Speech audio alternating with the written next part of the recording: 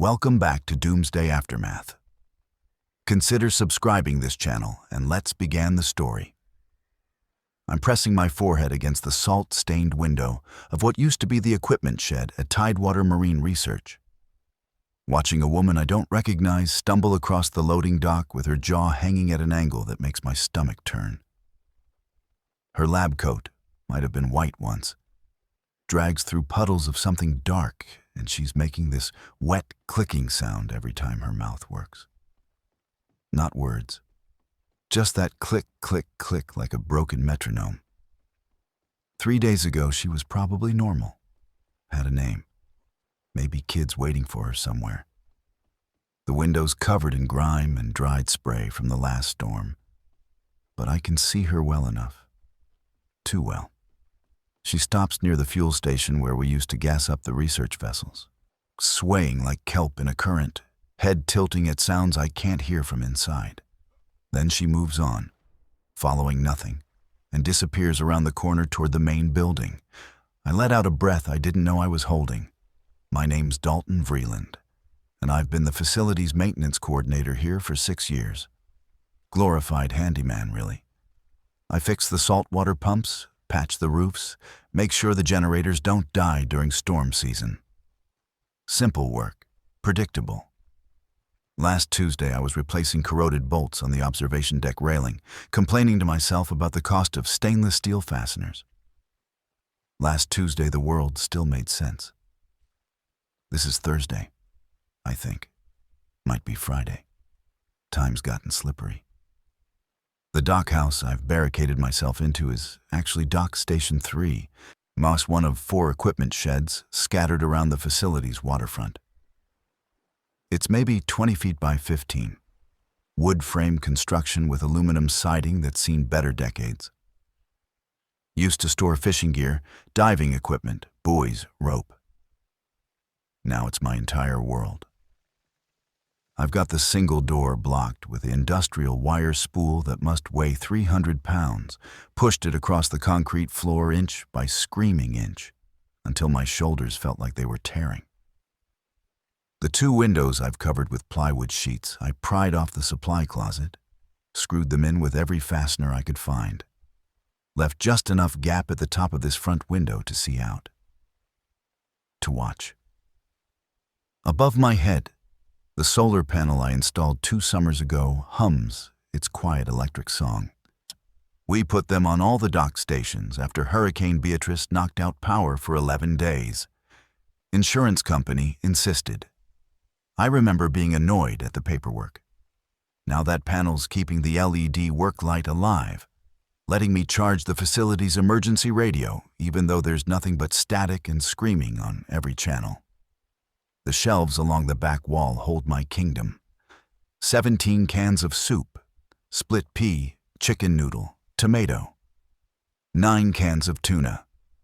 A case of beef jerky someone left here months ago, probably forgot about. 3 jars of peanut butter. Box of crackers. 6 bottles of water plus the big orange cooler I filled from the tap before the pressure died. Did the math yesterday. Maybe 23 days if I'm careful. Longer if I stretch it. If I let myself get hungry. But I've got the fishing rod. The old Shimano spinning rod I used to take out on lunch breaks, casting off the end of the dock for striped bass. It's leaning in the corner now, my insurance policy. As long as the ocean keeps being the ocean, I won't starve. I've got tackle, I've got line. I've got a whole bin of lures. The water's right there, 50 feet from this door. I can see it through the gap in the window, gray-green and cold, whitecaps rolling in from the northeast. Same ocean that was here before people. That'll be here after. That thought should comfort me, but it doesn't. What worries me is fuel. I've got 3 5-gallon jerry cans of gasoline sitting against the far wall. 15 gallons total.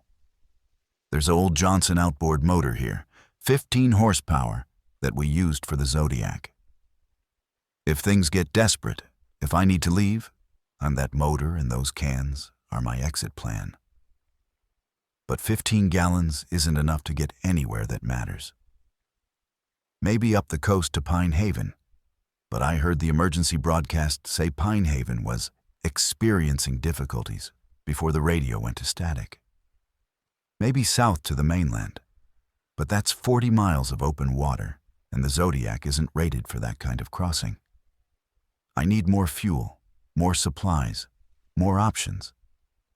The main facility has storage tanks, hundreds of gallons of diesel and gas for the research vessels.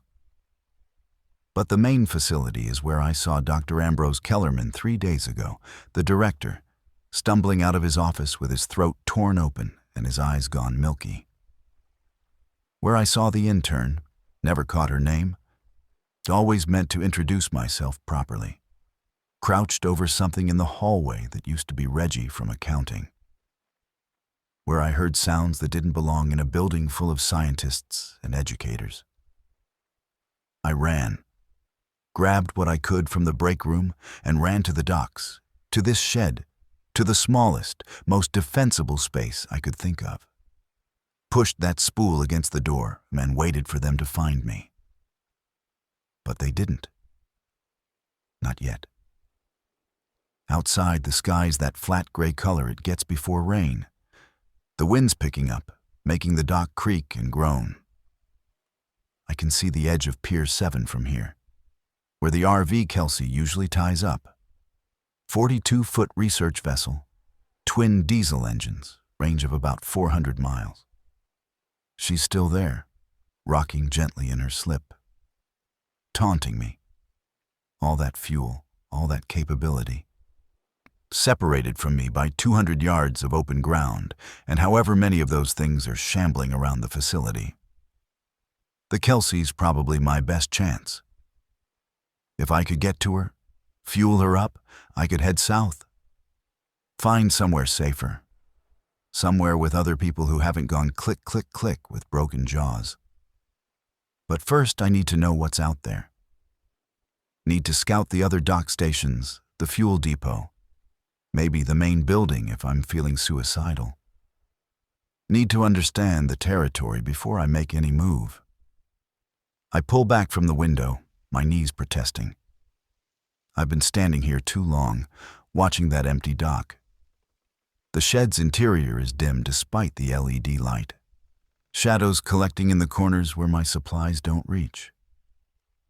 It smells like old rope and fish and, faintly, my own sweat. Haven't showered since this started. I haven't changed clothes.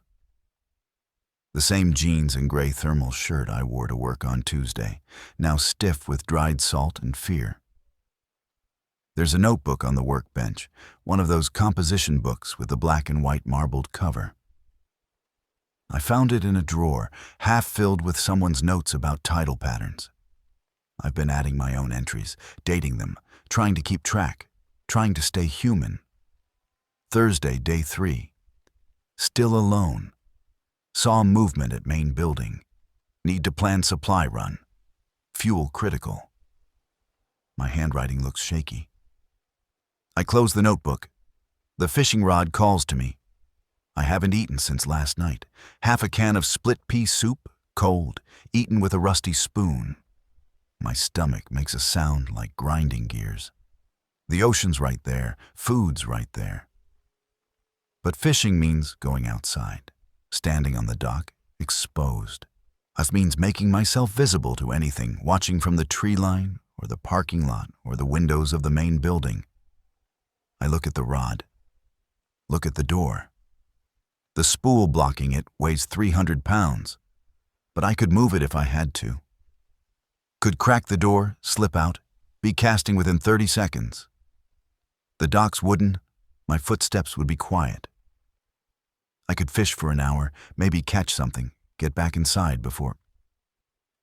Before what? Before they smell me?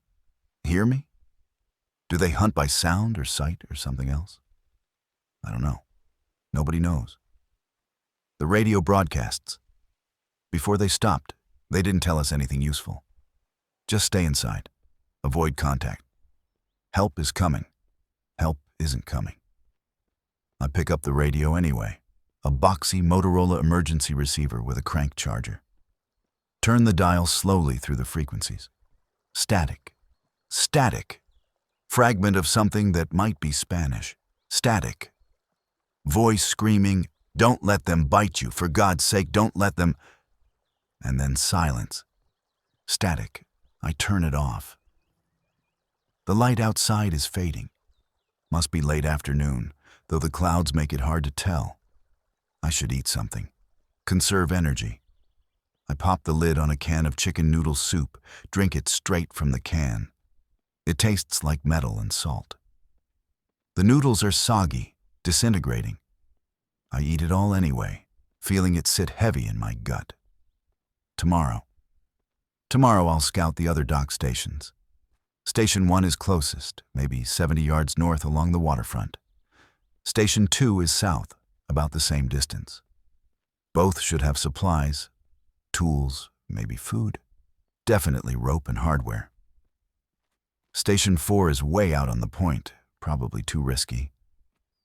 But 1 and 2, those are doable. If I move fast, move quiet, I can get there and back before anything knows I've moved.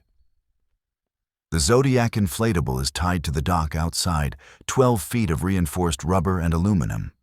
The old Johnson motor clamped to the transom. I checked it yesterday through the window.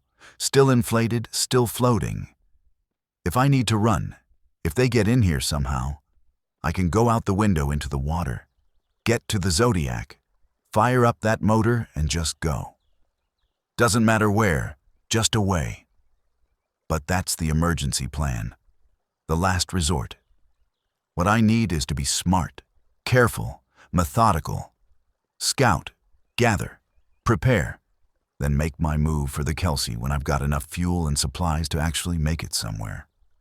I lay out my gear on the workbench. Flashlight, batteries at maybe 70%. Multi-tool, pry bar, rope, waterproof bag.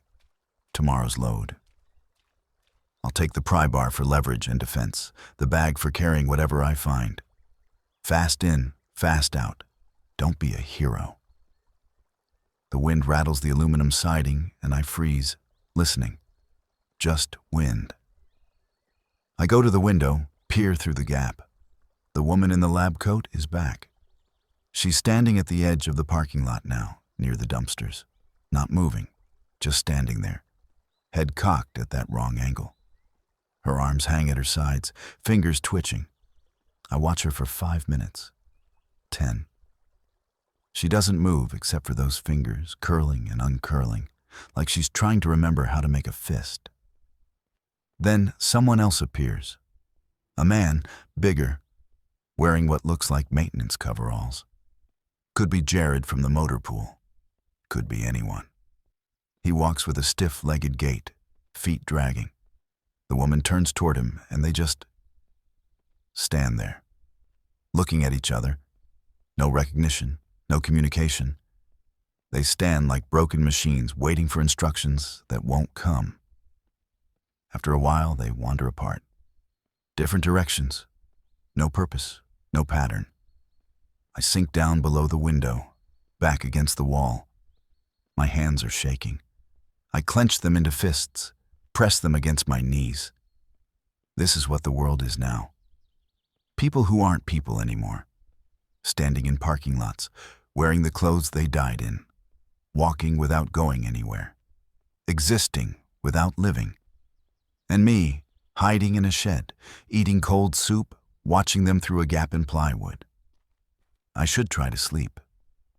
It's not even dark yet, but sleep is hard to come by, and I should take it when I can. I've made a nest of sorts in the corner. Old life jackets piled up as a mattress, a musty tarp as a blanket. It smells like mildew and diesel, but it's better than the concrete floor. I curl up there, the flashlight within reach, the pry bar next to my head. Outside, the wind keeps blowing. The dock keeps creaking. The ocean keeps its rhythm against the pilings. I close my eyes and try not to think about the woman's fingers, curling and uncurling, trying to remember how to be human. I wake up wrong, Heart hammering, breath caught in my throat, the absolute certainty that something's inside with me. I grab the pry bar and scramble to my feet, sweeping the flashlight around the shed's interior. Empty. Just shadows and supplies, and the door still blocked by the spool. The window still covered. But I heard something. I know I heard something. I stand there, breathing hard through my nose, listening. The wind's died down. It's quiet. Too quiet. Then I hear it again, a soft scraping sound, like fingernails on metal, coming from outside, from the direction of the dock. I kill the flashlight, move to the window in darkness, careful not to make noise. Peer through the gap. It's early morning, that pre-dawn gray, where the world's all silhouette and suggestion. The dock stretches out into the water, pilings dark against the lighter sky. And at the end of the dock, 30 feet from my door, something's moving. 2 of them. Maybe 3. Hard to tell in the low light. They're clustered around the Zodiac, pulling at it, their hands making that scraping sound against the inflatable hull. One of them leans over the edge, and I think it's going to fall in, but it catches itself, that wrong-jointed movement they all have, and keeps pawing at the boat. My boat. My escape route. I watch them, pulse thudding in my ears. They're not coordinated. They pull at the mooring line, the motor, the oars, but there's no purpose to it. Just grabbing. Just touching. Like they're trying to remember what boats are for. One of them straightens up. It's wearing a rain slicker, hood up, face lost in shadow. It turns toward the shed, toward my window. I pull back, press myself against the wall beside the window frame. Don't breathe. Don't move. Count to 30. 40. Peer out again. Just my eyes above the sill. The one in the slicker's still looking this way. Its head tilts, bird-like. Then it loses interest, turns back to the boat. Either 3 of them, I can see now it's definitely 3, keep pulling at the Zodiac until one of them stumbles and they all sort of shuffle away down the dock, back toward the shore. I watch them go. They disappear around Station 2, heading south. The Zodiac's still there. Still floating. They didn't damage it as far as I can tell. But they found it. They noticed it. And if they noticed the boat, they might notice the shed. Might notice the window gap, the solar panel, the signs that someone's alive in here. I need to move faster than I thought. I wait until full dawn, the sky turning from gray to pale yellow behind the clouds. The dock's empty now. I can see Station 1 to the north, its door hanging open. Station 2 to the south, intact. The main building's silhouette looms behind everything. 3 stories of concrete and glass, on the windows like empty eyes. Time to gear up. I eat a handful of crackers, wash them down with water, pull on my jacket, heavy canvas, reinforced shoulders, the one I wear when I'm working on the boats. Check my supplies, pry bar in hand, flashlight in pocket, waterproof bag rolled up and tucked in my belt. Multi-tool clipped to my jeans.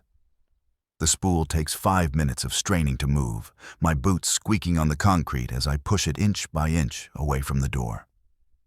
When there's enough gap, I stop, gasping. Wipe sweat from my forehead. The air in the shed's gotten stale, 3 days of breathing the same oxygen. I crack the door, and fresh air rolls in, cold and salt-sharp. I peer out. Empty dock, empty waterfront. The waves slap against the pilings, rhythmic and ordinary. A gull cries somewhere overhead, and the first bird sound I've heard in days. Maybe the birds are okay. Maybe whatever this is only affects people. I slip outside, pulling the door closed behind me, but not latching it. Need to be able to get back in fast if things go wrong. The dock planks creak under my boots, and I freeze listening. Nothing. Just wind and water and that distant gull. Station 1 is north. 70 yards, maybe 80. I can see the open door from here, swinging gently in the breeze. Something's wrong about that. The door is supposed to latch automatically. Someone opened it. Or something did. I move along the waterfront, staying low, pry bar ready. The gravel crunches too loud under my feet, so I shift to walking on the strip of grass between the path and the water's edge. Quieter. The grass is wet, soaking through my boots, but quiet's worth cold feet. 50 yards, 40. I can see inside Station 1 now, darkness and scattered equipment. The door's not just open, it's been forced. The frame's splintered around the latch. 30 yards.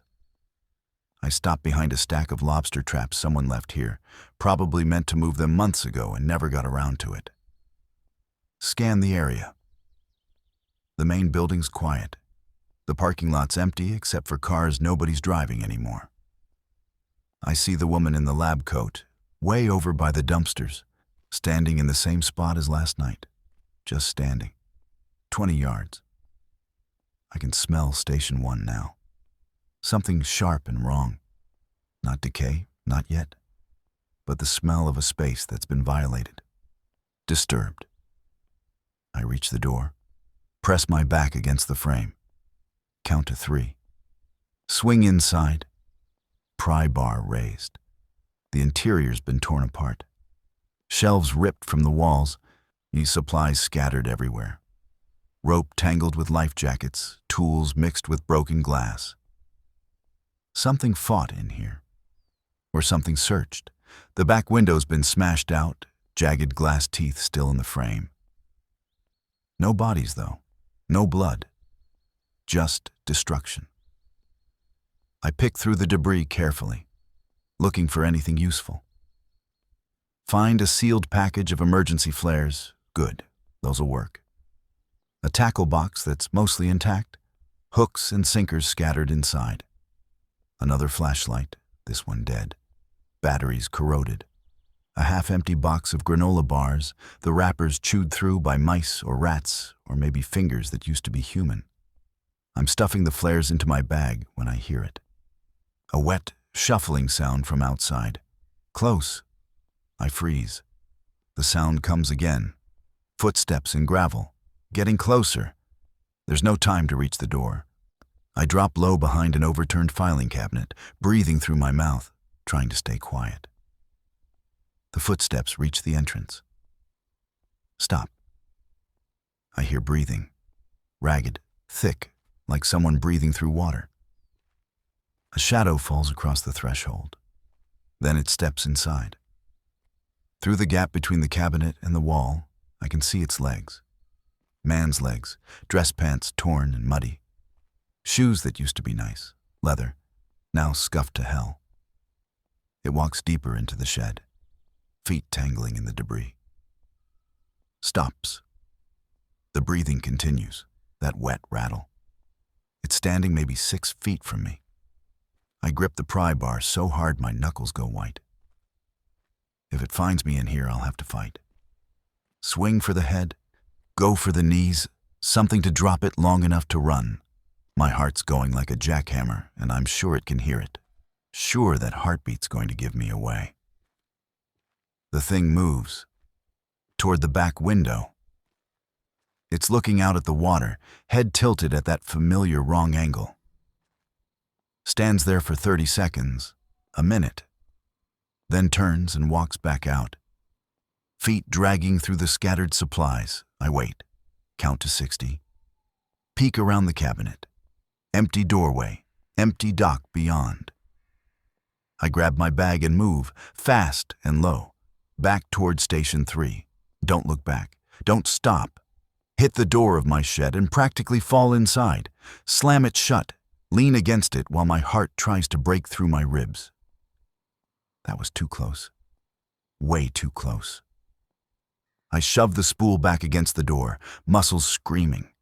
When it's secure, I sink down to the floor, back against the wall, bag clutched in my lap. Pull out the flares, the tackle box. Not much, not enough. But something. Outside, the world goes on being dangerous and wrong.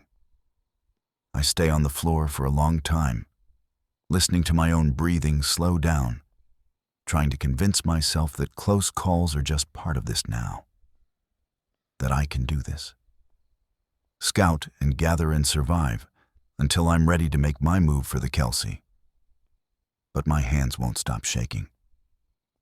I give myself an hour to recover. Eat some peanut butter straight from the jar, the thick paste coating my mouth, making it hard to swallow. Drink water. Check the radio again. Still nothing but static and that one Spanish station that might be automated, might be a loop, playing the same warnings over and over. The flares are good. 6 of them, marine grade, the kind that burn bright red for 5 minutes. Could use them for signaling if I see a boat. Could use them as a weapon if I'm desperate. Fire in the face of something that used to be human. The thought makes me sick, but I pocket 2 of them anyway. Preparation isn't pretty. Station 2 is next. South along the waterfront. Same distance as Station 1. I watch it through the window for 20 minutes before deciding to risk it. The door's closed, which is good. Might mean it's intact, might mean something's inside. I gear up again. The routine's familiar now. Pry bar, flashlight, bag. Check the door gap for movement. Listen, the woman in the lab coat's gone from the dumpsters. I don't know where she went, and that worries me more than knowing. Outside, the temperature's dropped. Clouds bunching up to the north, dark and heavy. Storm coming, maybe tonight. That'll make everything harder. Visibility, noise cover, the risk of hypothermia if I get wet. I need to make this run count. I move south, same pattern as before. Grass strip staying low, scanning constantly. Station 2 grows larger. The door's not just closed, it's locked.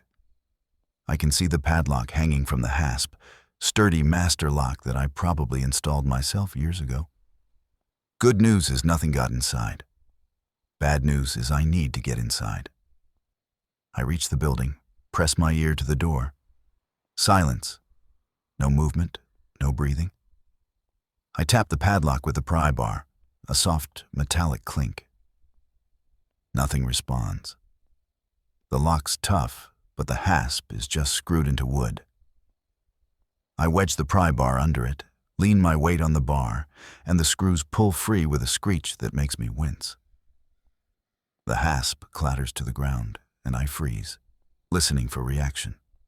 Footsteps. Running. Coming from the direction of the main building. I yank the door open and throw myself inside, slam it behind me. No lock now, no way to secure it. I drag a storage bin in front of the door, then another, building a barricade. Outside, the footsteps get closer, faster, that wrong running gait they have. The thing hits the door. The bins shake, but hold. It hits again. Again. The door rattles in its frame. I back away, pry bar ready, looking for another exit. There, a window on the far wall, covered, but accessible. The thing outside stops hitting the door. I hear it moving around the building, trying the window. Its hands slap against the plywood, searching for a way in. I wait. Breathe. The shed's darker than Station 1. Just thin lines of light around the covered windows. My eyes adjust slowly. Shelves, supplies, a workbench. Everything neatly organized, untouched. This station was locked when everything fell apart. Whatever's inside hasn't been disturbed. The thing outside's gone quiet. Either it left or it's waiting. I pull out my flashlight, risk a brief flash to see what I'm working with. Jackpot. 2 full jerry cans of gasoline against the back wall, the red plastic bright in the beam. Coils of rope, a toolbox, case of bottled water, shelf of canned goods, beans, vegetables, soup. I start loading the bag. moving fast. Water first, heavy but essential. Then 2 cans of beans, 1 of soup. The rope I loop over my shoulder. The gas cans are too heavy to carry both. I'll have to come back or rig something to move them. A sound outside. Scraping. Metal on wood. It's at the door again, not hitting it, but probing. Testing. The bins shift slightly. I need to leave, but the door's blocked, and that thing's right outside it. The window's my only option. I go to it, pull the plywood away slowly, trying not to make noise. The window's a small slider, the kind that cranks open. I turn the handle. It doesn't budge. Painted shut probably years ago. The door rattles. The bins shift again. It's pushing now, steady pressure. I jam the pry bar into the window frame and leverage it. The paint cracks.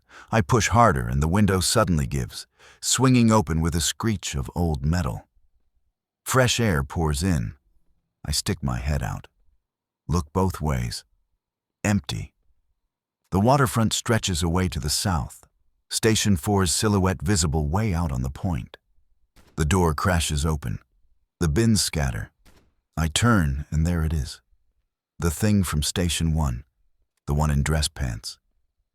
Its face a ruin of broken features and empty eyes. It sees me and makes a sound, like tearing cloth, lunges forward. I go through the window. No grace, just panic. Hit the ground outside shoulder first, roll, come up running. Behind me, the thing's at the window, trying to fit through, its body wedging in the frame. I don't look back, just run. Bag bouncing against my side, rope tangling my legs. Back toward Station 3. The dock stretches ahead. I'm halfway there when I see movement from the main building. 3 more of them, 4, stumbling out of the entrance and turning toward me. The sound. They heard me running. I cut toward the water, into the shallows. The cold hits like a fist, soaking my boots, my jeans. I wade along parallel to shore, quieter than running, hoping they lose sight of me.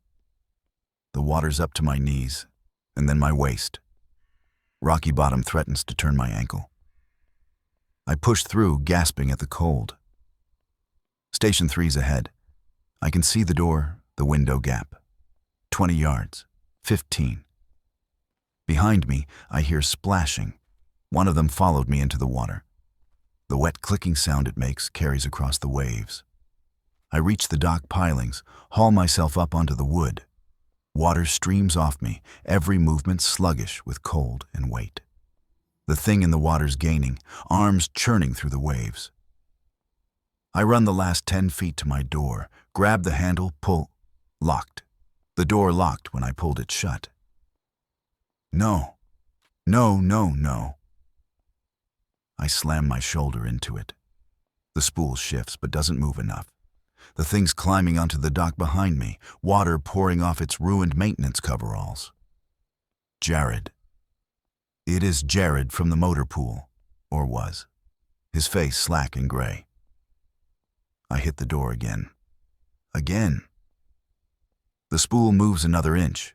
Jared's reaching for me, 5 feet away, 4. I get the pry bar up, swing it in an arc. It connects with his temple and he staggers but doesn't fall, just reorients and keeps coming. 3 feet. I drop the pry bar, grab the door with both hands, pull with everything I have. The spool scrapes across the concrete inside. The door opens 6 inches, 8. I squeeze through sideways, feel Jared's fingers brush my jacket, inside. I throw my weight against the door and it slams shut. Jared hits it from outside, hands slapping the wood. I shove the spool, inch by inch, until it's back in place. Solid. Secure. Jared keeps hitting the door, over and over. The methodical, endless patience of something that doesn't get tired or bored or discouraged. I collapse against the far wall, shivering violently. My clothes are soaked. Water puddles around my boots. The bag I somehow kept through all of it sits next to me, dripping. I unzip it with numb fingers.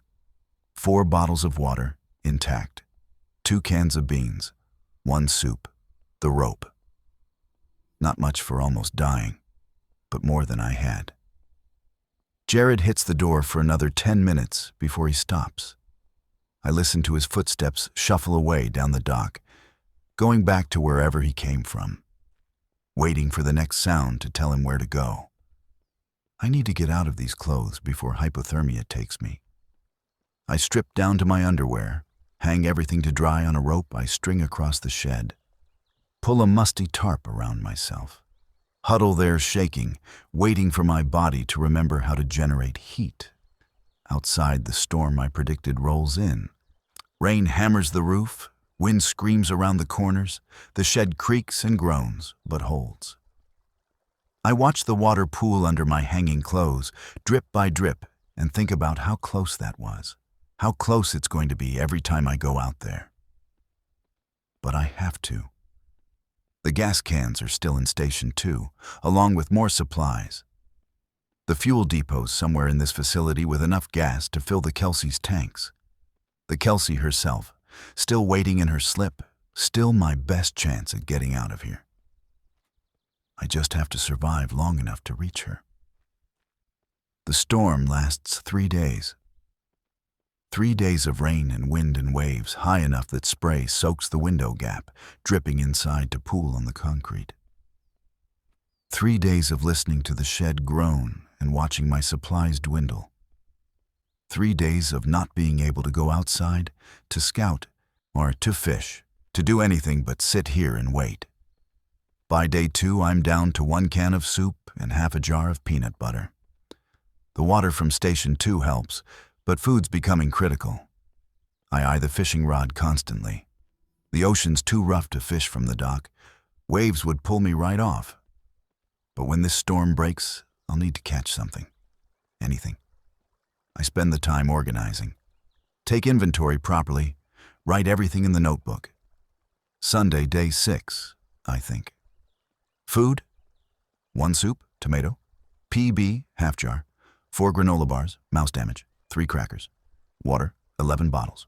Fuel, 3 jerry cans, 15 gallons total. Equipment, 2 flashlights, multi-tool, pry bar, rope, 60 feet. Flares, 6. Tackle box, first aid kit, basic. Status: wet, cold, hungry. Station 2 has 2 more gas cans. Need to retrieve, need to reach fuel depot. On need to reach Kelsey. Weather, storm. Day 3. The handwriting's steadier than before. I'm adapting, getting used to this. That should worry me, but instead it feels like survival. Like I'm becoming what I need to be to make it through. On the 3rd night, the storm breaks. I wake to silence. No rain, no wind. Just the normal sounds of water against pilings. I go to the window, and the world outside is washed clean. Stars visible for the first time since this started. The moon's a thin crescent, not much light, but enough to see the dock stretching away into darkness. And at the end of the dock, the Zodiac. Still there. Still my escape route. My clothes are dry now, stiff with salt. I dress in the dark, layer the jacket over my thermal shirt. Eat the last can of soup cold, savor every spoonful. I'll fish tomorrow. Tonight I rest. Tomorrow I hunt for food and plan my next move. Sleep comes easier than it has in days. The storm's over. I'm still alive. Small victories. Morning brings flat calm and mist. The kind of mist that rolls off the ocean in thick blankets, reducing visibility to maybe 20 feet. It's beautiful and dangerous.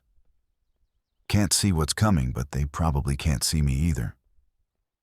I rig the fishing rod with a chrome Castmaster lure, something flashy to attract stripers. Check the drag. Test the line. Everything feels solid. I've fished these waters for years, know the structure, know where the fish hold. There's a channel that runs close to the dock, deeper water where bass patrol for bait fish. If I can get a few casts in before the mist burns off, I might catch breakfast. The door opens quietly now. I've learned to move the spool just enough to slip through without the scraping sound that carries.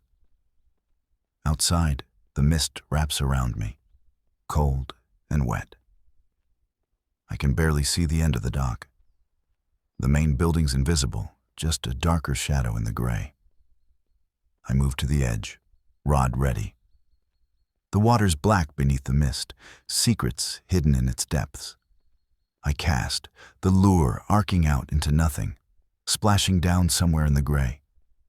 Reel it in slowly, feeling for that telltale tap-tap of a fish investigating. Nothing. Cast again, farther this time.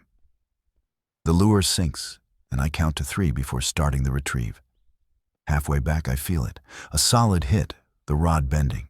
I set the hook, and the fish runs, line peeling off the reel with that familiar zing. Good fish, maybe 4, 5 pounds. I let it tire itself against the drag, then start working it in.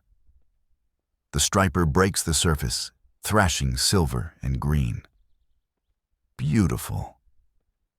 I guide it to the edge of the dock, lean down to grab it, and something grabs my arm. I yell and jerk back. The fish falls off the hook, splashes back into the water. But there's a hand around my wrist, pale fingers squeezing. I look up into the face of a woman I don't recognize, her eyes clouded, her mouth working in that silent click, click, click. She's in the water, had been in the water, waiting. I swing the rod like a club. It connects with her face and she loses her grip. I stumble backward, away from the edge, the rod clattering to the boards. She's pulling herself up onto the dock, water streaming off her ruined business suit. How long has she been in the water? Since this started? Days? Floating and drifting and somehow still functioning? I go for the pry bar, but it's back in the shed. Nothing but the rod and my boots and the knife on my multi-tool. She's on the dock now, standing, water pooling around her feet. Between me and the shed. I back toward the end of the dock, toward the Zodiac. She follows, that stiff walk, arms reaching. The mist swirls around us both. I could jump in, swim for it, but the water's cold enough to kill me in minutes. The Zodiac's my only option. I reach it, grab the bowline. The motor's right there, the gas can's in the shed. But there's probably some fuel in the tank already. Probably. I vault into the boat, grab the motor's starter cord.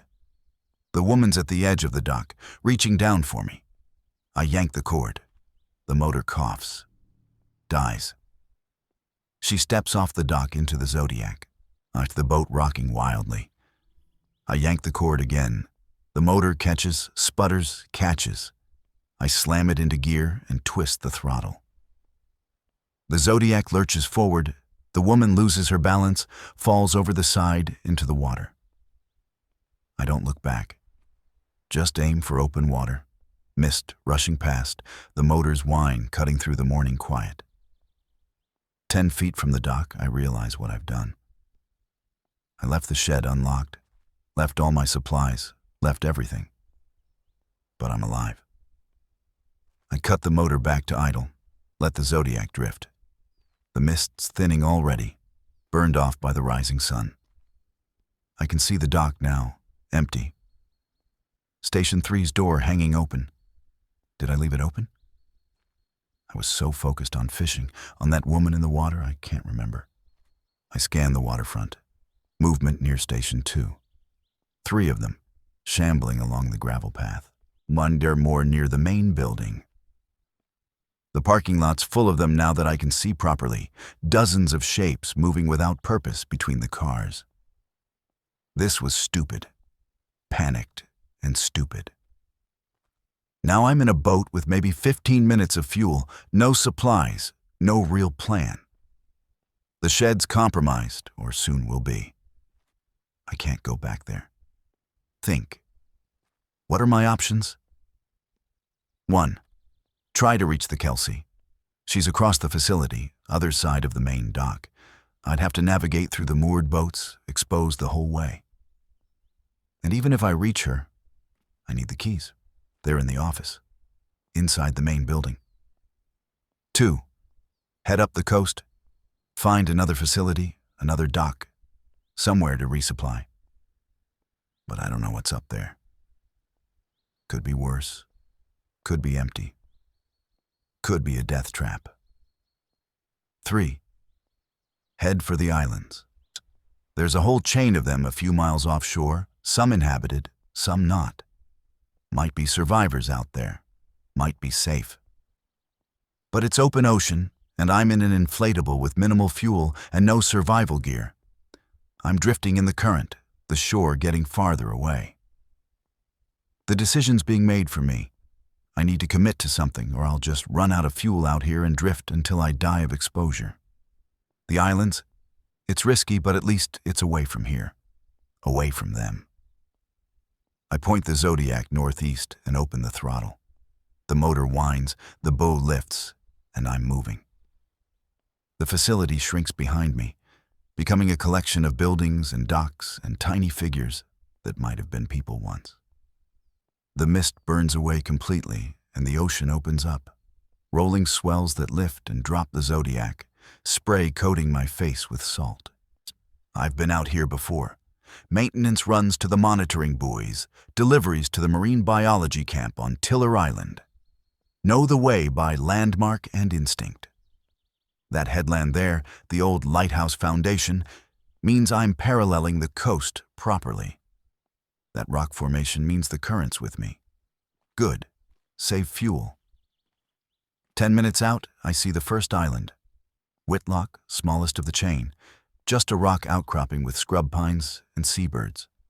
No buildings. I pass it, aim for Tiller. Bigger, has structures, might have people. The motor's pitch changes, sputtering, fuel's running low. I ease back on the throttle, conserve what's left. Tiller's ahead, maybe half a mile. Green slopes, trees, the white shape of the marine camp's main building visible on the eastern shore. I might make it. Might. The motor sputters again, coughs, dies. Silence except for wind and waves. I'm drifting again, but at least I'm drifting toward land. I grab the oars from the bottom of the Zodiac, slide them into the locks, start rowing, long, steady pulls, trying to find a rhythm. The current's tricky here, wants to push me south, away from Tiller. I angle northeast, compensating. My shoulders burn. I haven't rowed in years, not like this. The blisters form fast, burst, keep forming. I ignore them. Just pull, pull.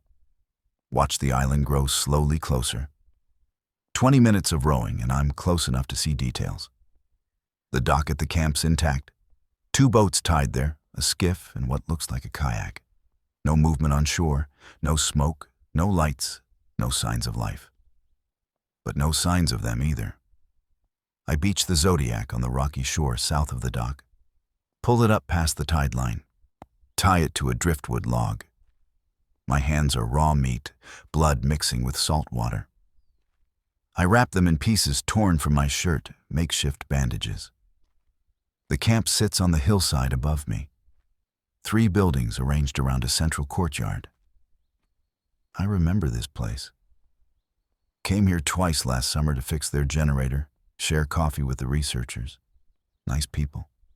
Young mostly, passionate about their work studying seal populations and seabird migrations. I wonder if any of them are still nice. Still people. I start up the path toward the main building, moving slow, listening. The island's quiet. Just wind in the pines and waves on rocks. My boots crunch gravel too loud. I step onto the grass shoulder, quieter. The main building's door is closed. Windows dark. I approach from the side, peer into a window. Interior's dim, but I can make out shapes. Tables, chairs, kitchen area. Nothing moving. I try the door. Locked. Around the back, there's a window that's been left open a crack. probably for ventilation. I work my fingers into the gap, lift. The window slides up with a squeal that makes me freeze. Wait. Nothing responds. Inside is a common room, couches and bookshelves and a wood stove. Empty. I drop through the window, land quietly on the floor, pull out my flashlight, the one from the shed, still somehow in my jacket pocket. The beam shows me normalcy interrupted. Coffee mugs on tables, half drunk. A book open face down on the arm of a couch, someone's jacket draped over a chair. Like people just stepped out and never came back. I check the kitchen. Cupboards full of supplies, canned goods, dried pasta, rice, beans, a propane fridge still running somehow. Inside there's cheese, eggs, vegetables. Fresh food, real food. My stomach growls so loud it echoes. I grab a block of cheese, tear into it with my teeth. It's sharp cheddar, the taste so intense after days of soup and peanut butter that I almost cry. I eat half the block before forcing myself to slow down. Can't make myself sick. There's a sink. I turn the tap and water flows, clear and cold. The island has its own well, must still be working. I drink until my stomach hurts, splash my face, drink more. Food, water, shelter, the basics of survival just sitting here, untouched. But where are the people? I explore the rest of the building carefully, flashlight in one hand, pry bar in the other. Found it on the kitchen counter, someone must have been using it for something. Bedrooms upstairs, 6 of them, all empty. Beds made, personal belongings scattered around. A phone on a nightstand, dead. A laptop on a desk, closed. No bodies, no blood, no signs of violence. They left. Evacuated, maybe, when news of the outbreak reached them. Took a boat to the mainland and ran into the same hell I escaped from, or there's somewhere else on the island. I go back downstairs, raid the kitchen properly. Load a backpack I find in the common room, someone's day pack, empty. With canned goods, a loaf of bread that's only slightly stale, a jar of peanut butter, bottle of water, matches, flashlight batteries, everything I should have grabbed at the facility if I'd been thinking clearly. Outside, the sun's climbing toward noon. I can see the mainland from here, a dark line on the horizon. The facility's invisible at this distance, just part of the general smudge of coast. Smoke rises from somewhere inland, a thin black column against the sky. Fire. Something burning. The other 2 buildings at the camp need checking. The lab building first, smaller, single story. Doors unlocked. Inside it's all science. Microscopes and computers and sample jars and equipment I don't recognize. A whiteboard on the wall has equations and notes in different handwriting. Seal pup survival rate analysis. Need better data from North Shore colonies. Normal work interrupted.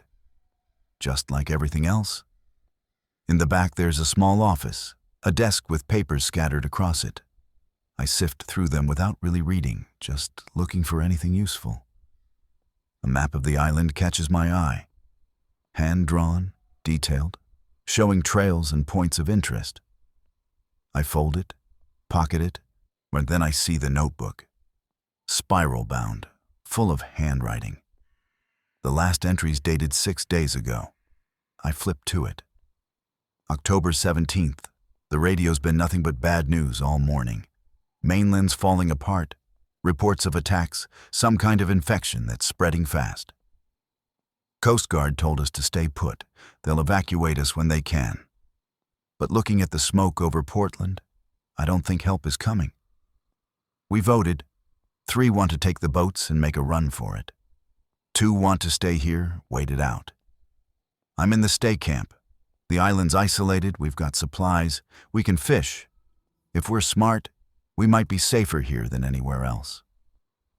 But Marlowe and Chen and Devereaux, they're convinced the island's a trap. What if the infection spreads here? What if we can't get help? They're taking the big boat tomorrow at dawn. The rest of us will make do with what's left.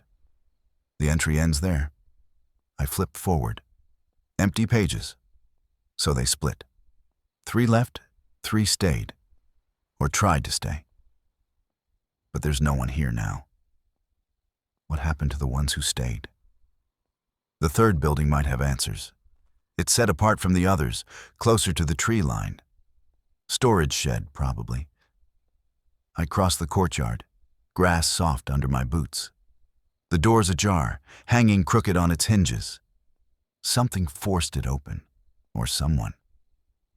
I push it open slowly, pry bar ready. Dark inside. My flashlight beam cuts through, showing me shelves of supplies, tools, equipment. And in the back corner, a shape. A body. I approach carefully. It's a woman, 30s maybe, wearing field clothes, cargo pants and fleece jacket, lying on her side, arms curled in, no visible wounds, no blood. She looks almost peaceful, like she's sleeping. But she's cold when I touch her wrist, checking for a pulse I know won't be there. Dead for days at least, but not turned, not infected, just dead. What killed her? I examine her more closely, turning her gently, and I see it, an empty pill bottle clutched in her hand. Label torn off. Beside her on the floor, a note written on a torn piece of paper. I can't do this. I'm sorry. Tell my family I love them. No name, no date, just that. She chose this, chose to end it rather than face whatever was coming. I should feel something, grief, anger, pity. But I'm too numb, too focused on survival. I take her fleece jacket, warmer than mine, check her pockets, find a lighter, a protein bar. Take those too.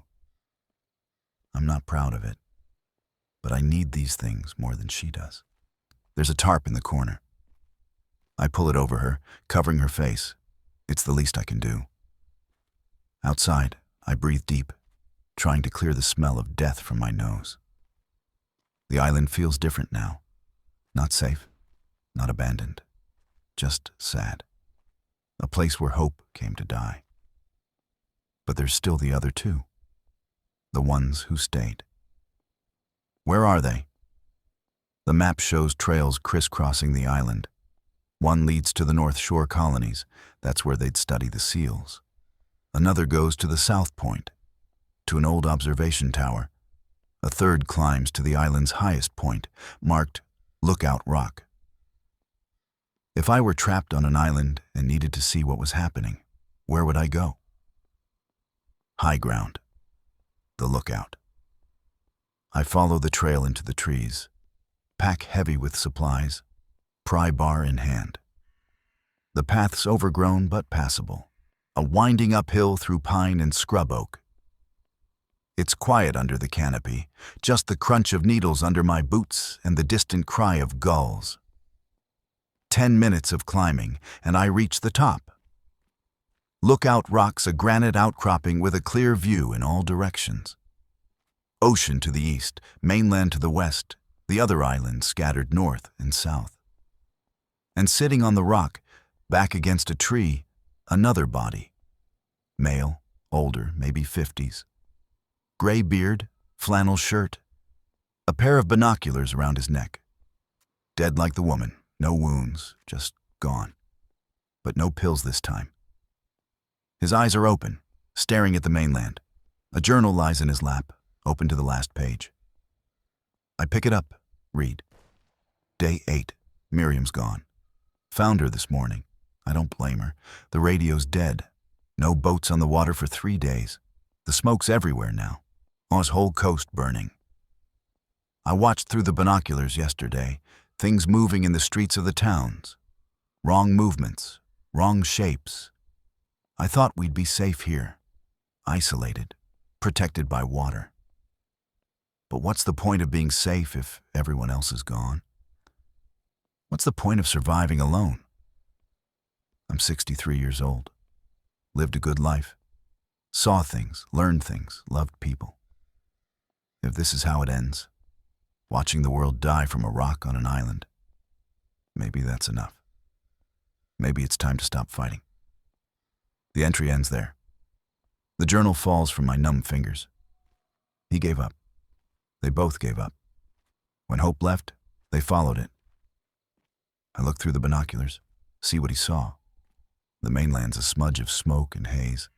I can make out the facility if I know where to look. Tiny buildings, docks like splinters jutting into the water.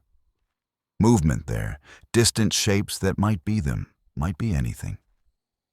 And everywhere else, up and down the coast, nothing. No boats, no lights, no signs of civilization functioning.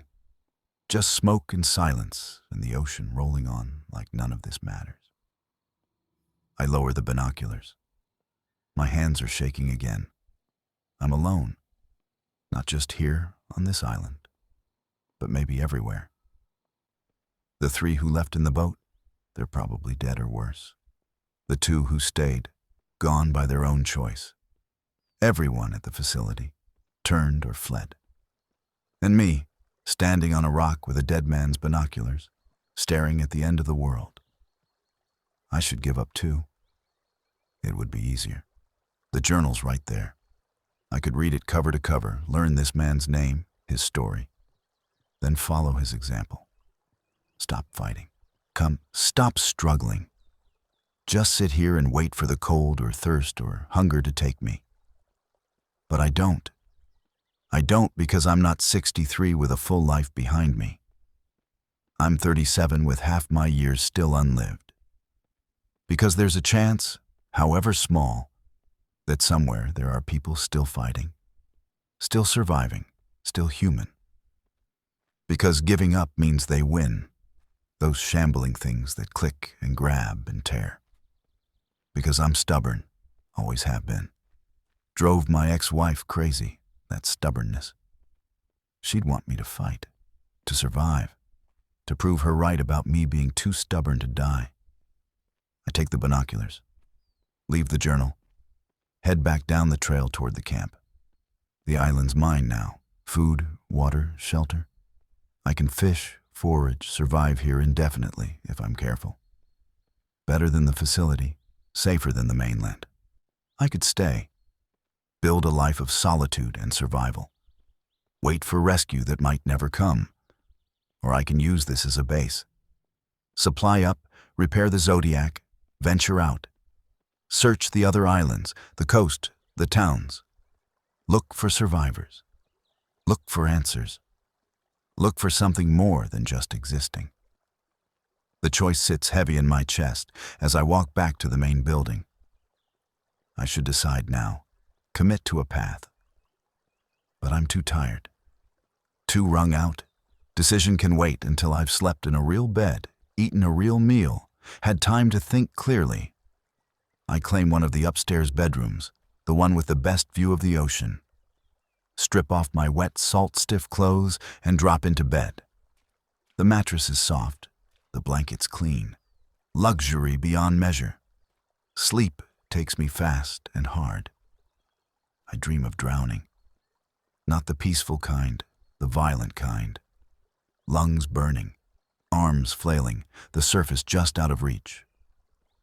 I wake up gasping, tangled in sheets, heart racing. It's dark. I've slept through the afternoon, the evening, into night. Moonlight streams through the window, painting everything silver and black. And there's a sound downstairs. Movement. I freeze, listening. Footsteps. Slow, dragging. Click, click, click. They're here. On the island. In the building. I roll out of bed. Grab the pry bar from the nightstand. My boots are across the room. No time to get them. Barefoot, I creep to the bedroom door. Peer through the crack. The hallway's empty.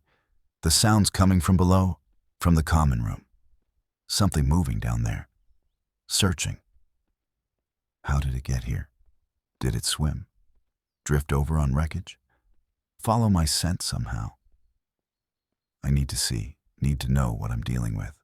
Even the stairs are at the end of the hall. I move toward them, each step careful, silent. The floorboards don't creak. Old construction, solid. At the top of the stairs, I look down. Can't see the common room from here, but I can hear it clearly now. Not just footsteps, breathing, that wet, ragged sound, and voices. Low, mumbled. Not the click, click, click, but actual words. Broken, slurred, but words. Here, find boat. My blood turns to ice. They can talk. They can plan. Everything I thought I knew about them is wrong. I back away from the stairs, mind racing. If they can talk, can they think? Organize?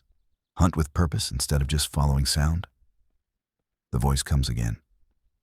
Upstairs. Check. They know I'm here. I retreat to the bedroom, close the door quietly. Look around for escape. Windows there. An overlooks the courtyard.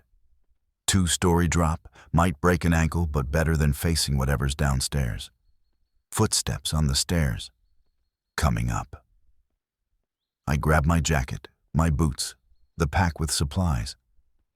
Open the window as quietly as possible. The footsteps reach the hallway, moving toward my room. I climb through, hang from the sill. Drop. The impact jolts through my knees, but I roll. Come up running. Across the courtyard, into the trees. Behind me, I hear the window crash open. Something falling through. Pursuit. The moonlight's bright enough to see the path. I run toward the dock, toward the Zodiac.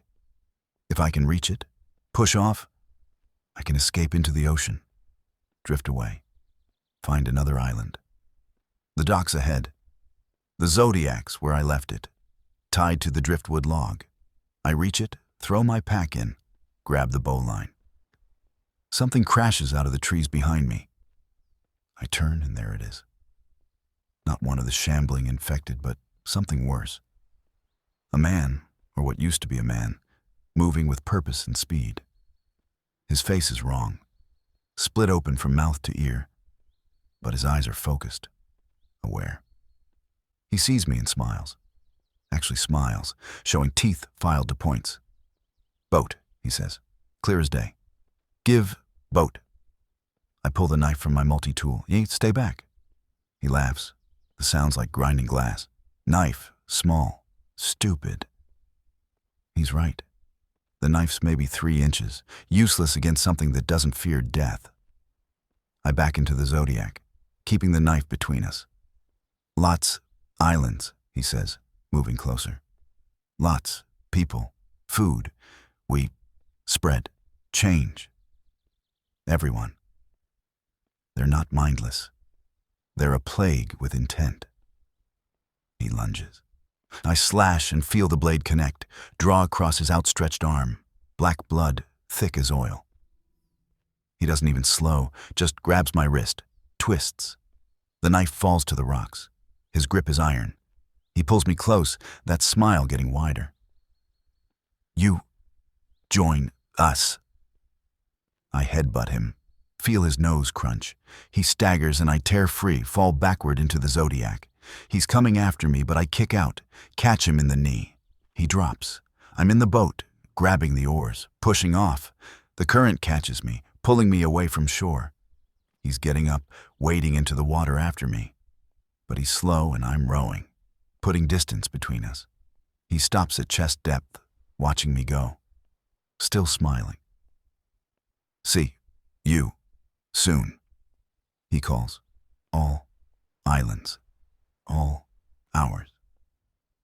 I row harder. The island shrinks behind me, the dock becoming a line, off the building's shadows, that thing standing in the water, watching. I row until my arms give out. Then I drift, gasping, shaking.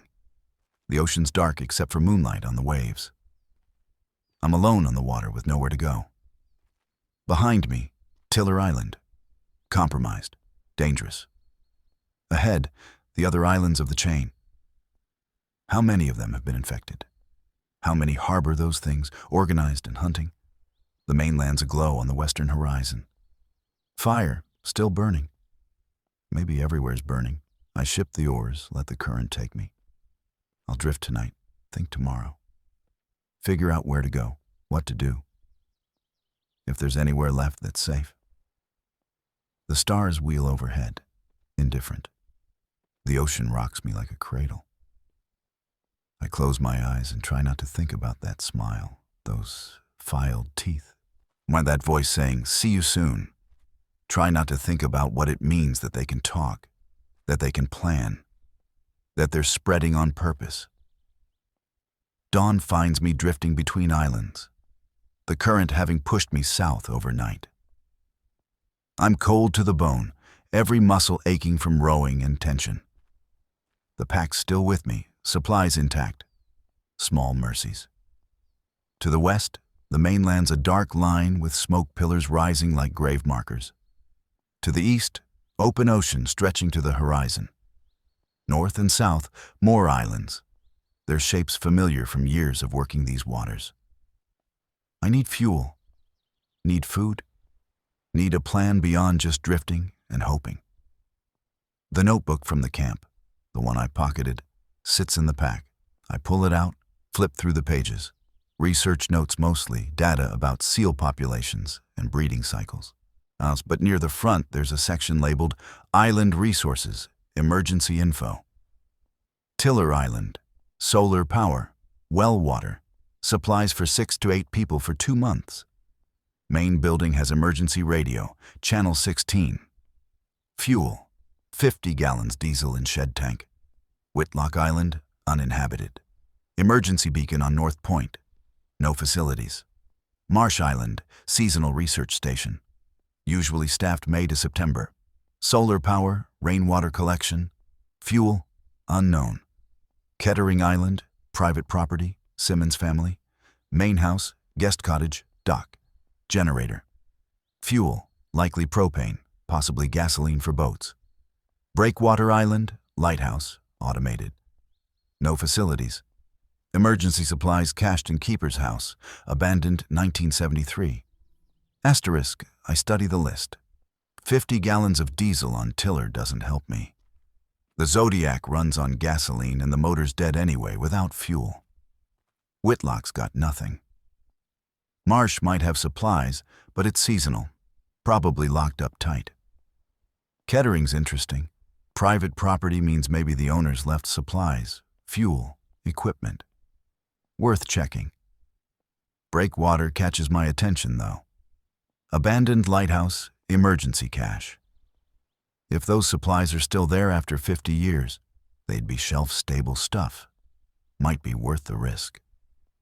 I check the map, try to orient myself. That island to the south, the one with the distinctive rocky spine running down its center, that's Marsh. I can see the research station from here, a cluster of small buildings on the eastern shore. No movement, no smoke, no signs of life or unlife. I start rowing.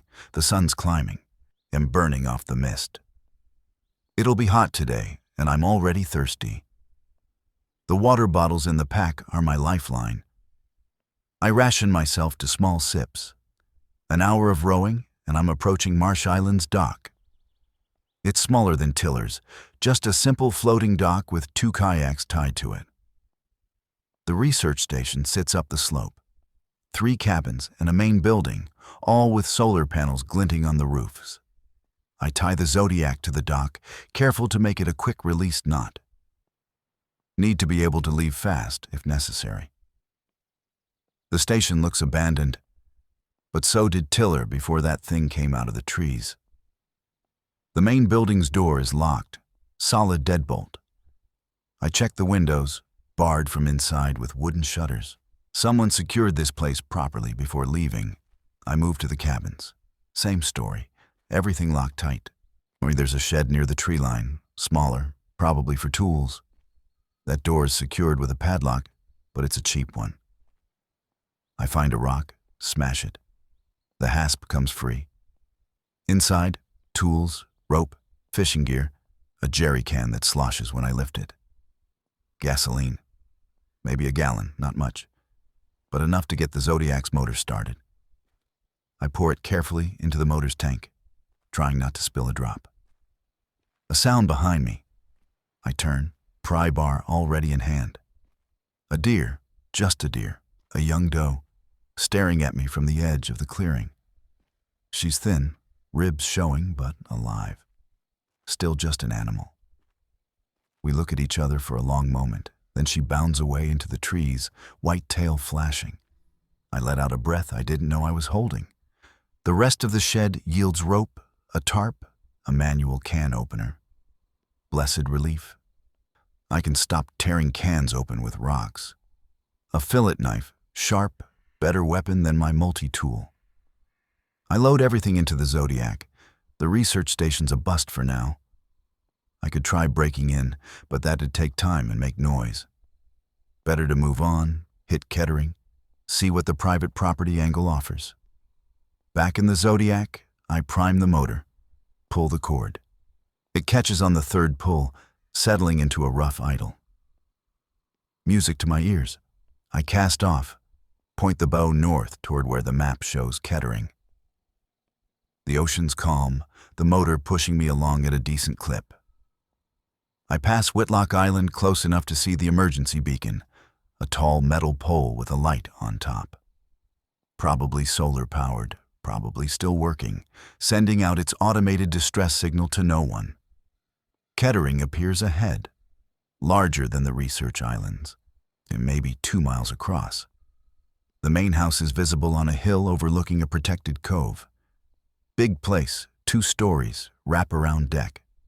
The dock's substantial, built for serious boats, and tied to it is a yacht, maybe 35 feet, sleek white hull with blue trim. Someone's here, or was. I approach cautiously, motor at idle, scanning for movement. The yacht's named Second Wind, home port listed as Portland. No one on deck, no movement from the house. I tie up at the dock, grab the pry bar. The yacht's locked, but I can see inside through the windows. Tidy cabin, galley, sleeping quarters. Looks intact, untouched. The keys might be in the house. The path from the dock to the house is crushed shell, weeds growing through. Not maintained recently. I climb it slowly, watching the windows for movement. The house sits silent. Curtains drawn. The front door's unlocked. Just turns under my hand. That's not good. Either someone left in a hurry or something got in. I push it open. Hello? Anyone here? Silence. The interior's dim, expensive furniture covered in a layer of dust. This is a summer house, not lived in year-round. Family photos on the mantel. Mom, Dad, 2 kids. Everyone smiling in sailing gear. The Simmons family, probably. Living their best life before the world ended. The kitchen yields jackpot supplies, canned goods in a pantry that'd make a survivalist weep with joy. Dried pasta, rice, beans, soup, vegetables, fruit, spices and condiments. A whole shelf of alcohol, whiskey, vodka, wine. I load a box with essentials, trying not to take too much. Some irrational part of me worried about stealing from people who might come back. They're not coming back. In the garage, I find what I really need. 2 5-gallon gas cans, both full. A generator with fuel in the tank. Tools, a chainsaw, a whole wall of equipment for maintaining a summer estate. I take the gas cans, the tools that fit in my pack, leave the rest for now. Upstairs, the bedrooms are undisturbed. Clothes in the closets, suitcases under beds.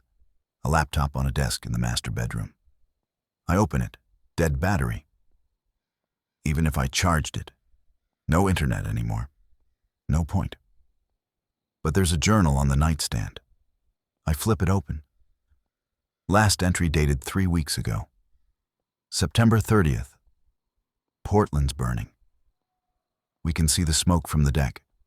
Coast Guard called, said evacuations are mandatory for all coastal residents. We're packing now, taking the Second Wind to Booth Bay, where Janet's sister lives. Supposed to be safer inland. The kids are scared. Hell, I'm scared. But we'll stick together. We always do. Coming back to close up the house one last time. Sarah thinks I'm crazy, but this place means something.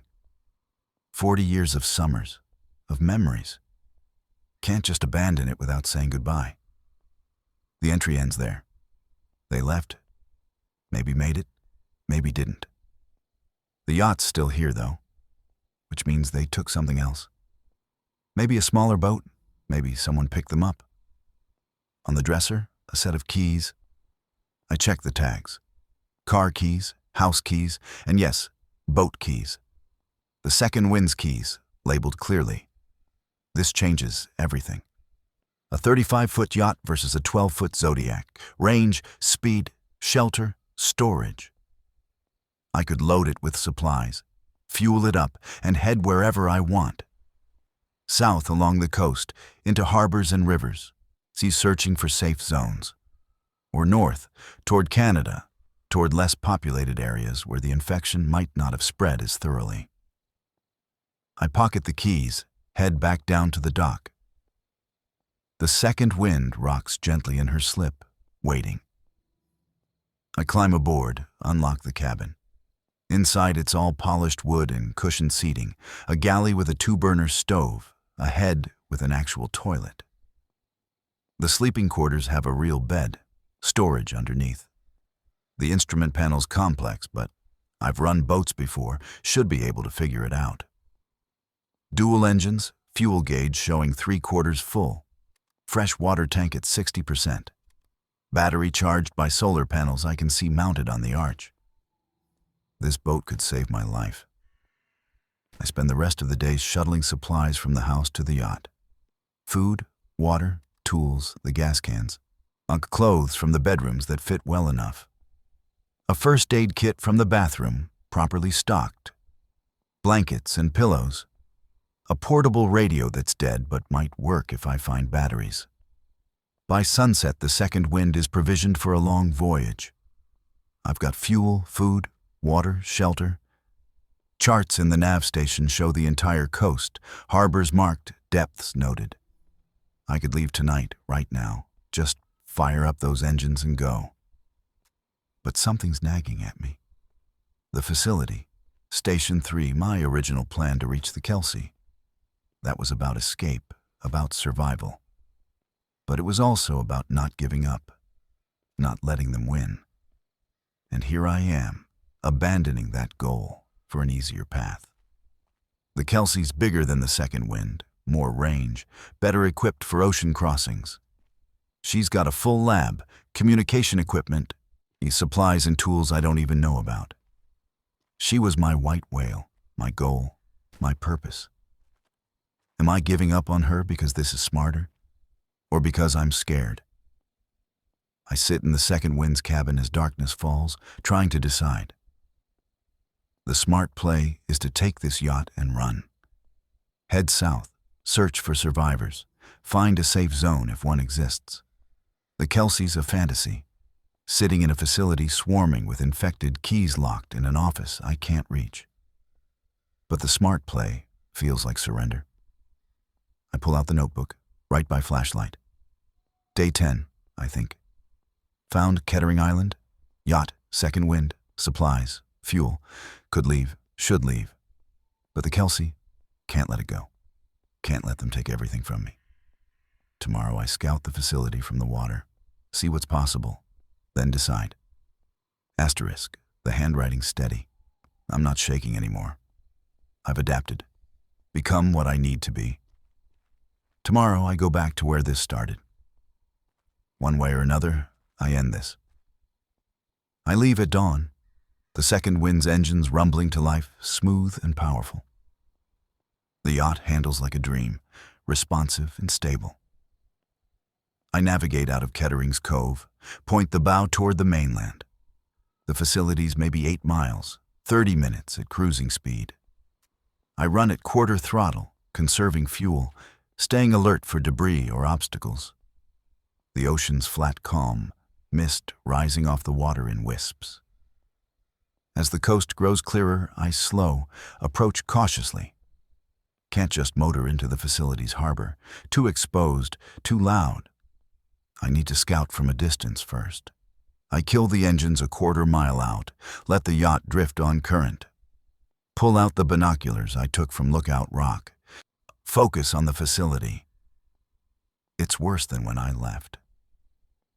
The parking lot's jammed with abandoned cars, but moving between them are dozens of figures. The infected, wandering without purpose or clustered in groups around the building entrances. I count at least 40 visible, probably more inside. The dock area where I fled from Station 3 is empty. I can see my shed door hanging open. The Zodiac's gone from its mooring, either drifted away or they took it. The other stations are similarly abandoned, doors broken or missing. And there, across the facility at Pier 7, the Kelsey rocks in her slip. Still intact, still waiting. But between me and her is a war zone. I scan the fuel depot, a small building near the parking lot with underground tanks. That's where the facility stored the bulk fuel, hundreds of gallons. If I could reach it, I'd crack those tanks. I could refuel the Kelsey and any other boat I wanted. But reaching it means going through them. Past 40 infected, probably more. And now I know they can talk, can think, can organize. That changes the math entirely. I lower the binoculars, think through options. Option 1, abandon the Kelsey, take the second wind south, live with not knowing if I could have pulled it off. Safe, smart, cowardly. Option 2, create a distraction. Draw them away from the dock area, make a run for the Kelsey. Risky. Might work if I'm fast and lucky. Option 3, wait for nightfall. Try to sneak in under darkness. Less visibility for them, but less for me too. And if they hunt by sound rather than sight, darkness doesn't help. Option 4, fire. Burn something, create chaos and smoke, use the confusion to move. Dangerous. One could trap me if the wind shifts wrong. I'm mulling these options when I see movement on the Kelsey's deck. Something's on board the boat. I raise the binoculars, refocus. There's a figure moving around the deck, checking the rigging, the anchor line. Moving with purpose, not the shambling gait of the infected. A person, a living person. I watch for 5 minutes, making sure. The figure's small, compact movements, efficient. They go below deck, emerge carrying something, stow it, preparing the boat like they're planning to leave. Someone else had the same idea I did. Someone else wants the Kelsey. I need to make contact. But how? Can't just motor in, too loud. Would draw every infected in the facility. Can't radio. The Kelsey's radio might not even be on. Can't swim it too far and too cold. The Zodiac. And if I still had the Zodiac, I could quietly row in. But I don't. Wait, there were kayaks at Marsh Island. I checked my position, the current. Marsh is maybe 2 miles southeast. I could motor there in 20 minutes, grab a kayak, paddle back. The facility's not going anywhere, and whoever's on the Kelsey doesn't look like they're leaving immediately. I fire up the engines, swing the second wind around. Head back toward Marsh at half throttle, time ticking away. The kayaks are where I left them, tied to the research station's dock. I tie the second wind alongside, transfer some supplies into one of the kayaks, a shorter touring model, stable and fast. Water, some food, the pry bar, the fillet knife. My pack with essentials. Then I'm paddling, double blade cutting through calm water, the yacht shrinking behind me. It's eerie, quiet except for the splash of paddles and my own breathing. Us, vulnerable, exposed. But quieter than any motor, less obvious than a big boat. The facility grows ahead. I angle for the north side, away from the main dock, planning to approach from the blind side where the Kelsey's moored. 40 minutes of steady paddling. My shoulders burn, but I push through. Getting close now. I can see the Kelsey's mast, the person still moving on deck. I round the breakwater, staying close to the rocks. Pier 7's ahead, The Kelsey tied portside too. The kayak slides through the water without sound. 50 yards. 30. I can see the person clearly now. A woman, younger, maybe late 20s. Dark hair pulled back, cargo pants and a fleece jacket. She's coiling line, securing it properly. Knows what she's doing. 20 yards. She looks up, sees me, freezes. I raise one hand slowly, palm out. Universal signal for peace. The other hand stays on the paddle, ready to move if I need to. She stares at me. Doesn't smile, doesn't wave, just watches. Then she looks toward the main facility, checking for infected drawn by my presence. Sees none. Looks back at me. Crouches down to the deck level, makes herself less visible. Smart.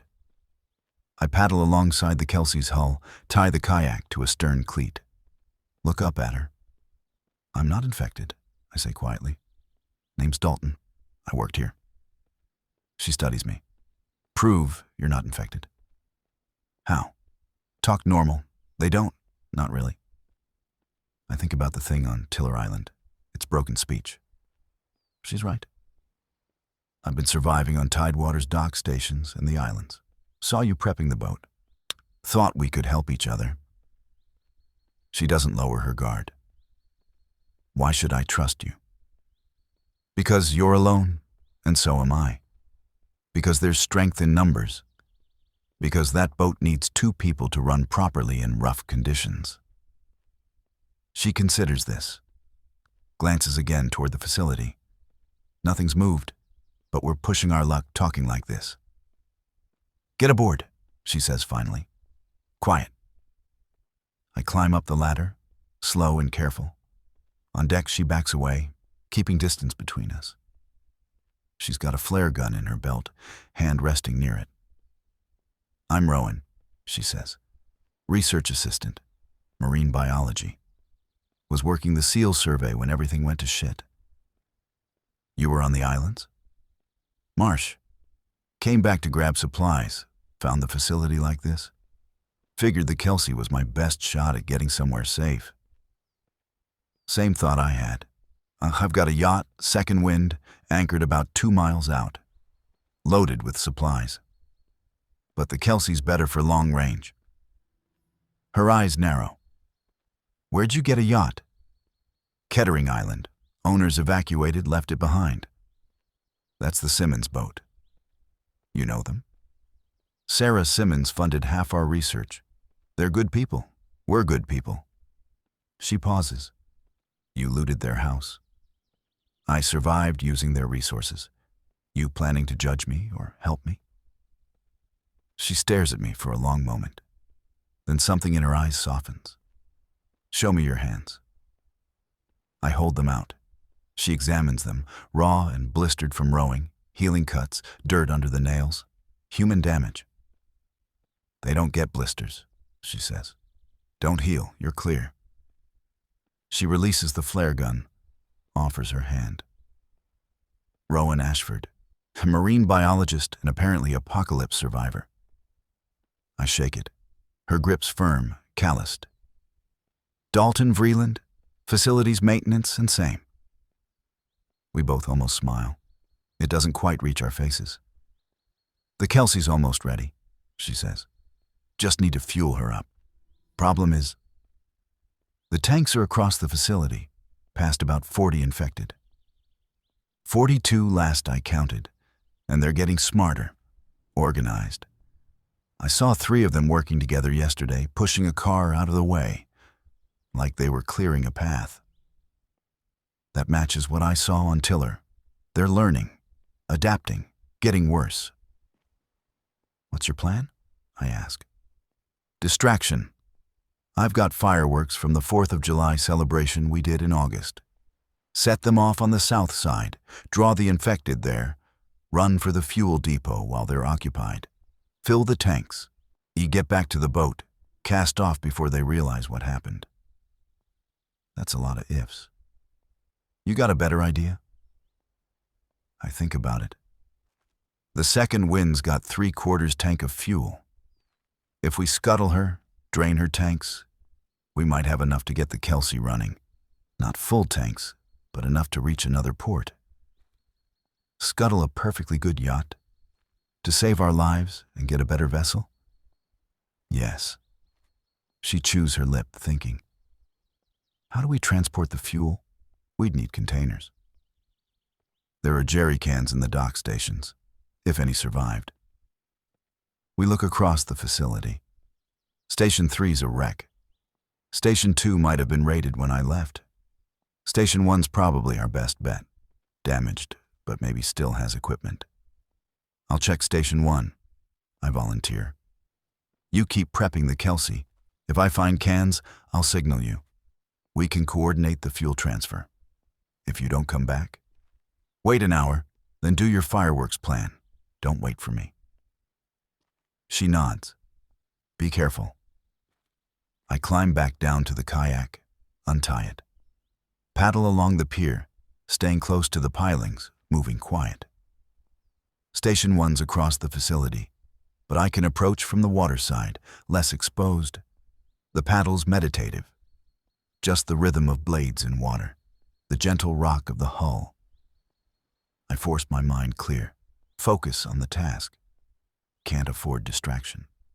Station 1's dock looms ahead. I tie up, climb onto the planks. The shed's door still hangs crooked where I left it. Inside still trashed, but I see what I need. 3 jerry cans tumbled in the corner. I grab them, shake each one, all empty. Good. I can fill these from the second wind's tanks. A sound outside. Footsteps on gravel. I freeze, crouched among the debris. The footsteps come closer, pause at the door.